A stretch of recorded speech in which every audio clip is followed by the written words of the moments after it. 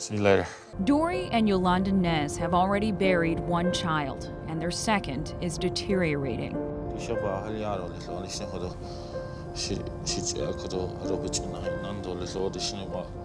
They don't know why they've been cursed.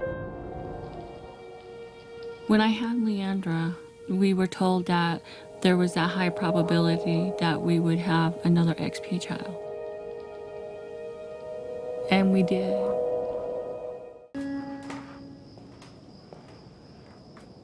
Xeroderma pigmentosum, XP, is the focus of the documentary Sunkissed, airing on PBS.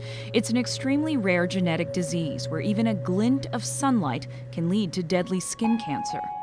Kids with XP live in the shadows. If they go outside at all during the day, they have to cover up completely. Under the scorching sun of the Southwest, this is particularly difficult. We knew we had to avoid direct sunlight pretty much their entire lives, if possible. A special summer camp in upstate New York turns the clock upside down for kids with XP.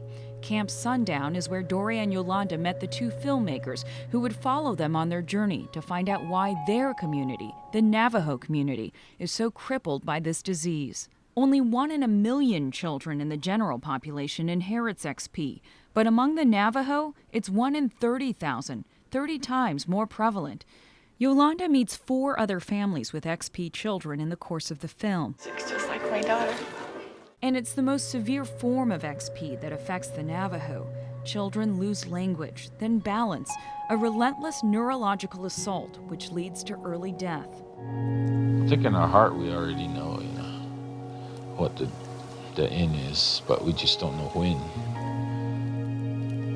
You have an expiration date underneath your feet or something like that,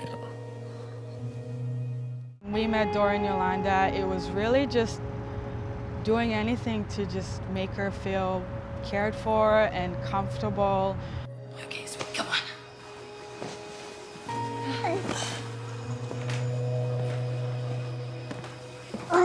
Okay, sweetie. Their daughter Leandra gets sicker. The couple finds the answer in a bitter chapter of American history.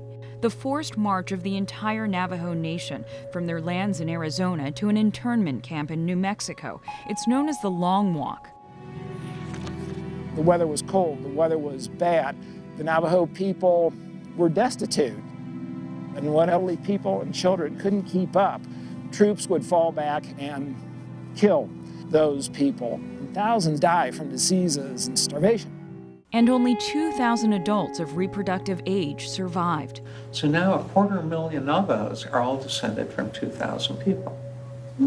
So they only had those recessive genes that were in those 2,000 people. A genetic bottleneck is what disease experts call it. I love you. Dory and Yolanda got an explanation to why their community suffers, but it didn't end their suffering or save their daughter Leandra, who died at the age of 16.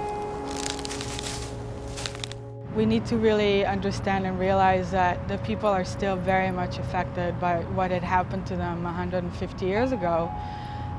Again, not just culturally, but also physically, and it shows in their genes. With Everyday Health, I'm Stephanie Tsai.